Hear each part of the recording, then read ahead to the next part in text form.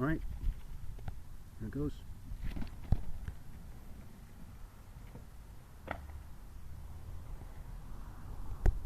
Pretty unstable.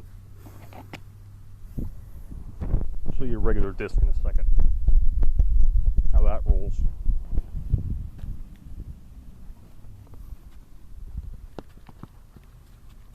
So good.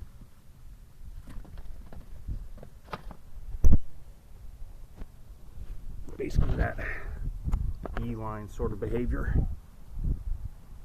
One more time. Just make sure I get in camera this time.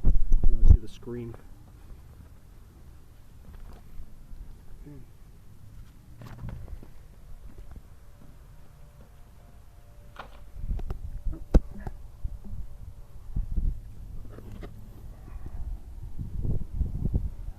Let's get one more time.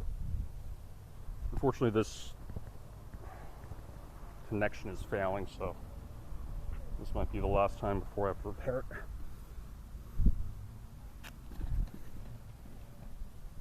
That was a good wobble.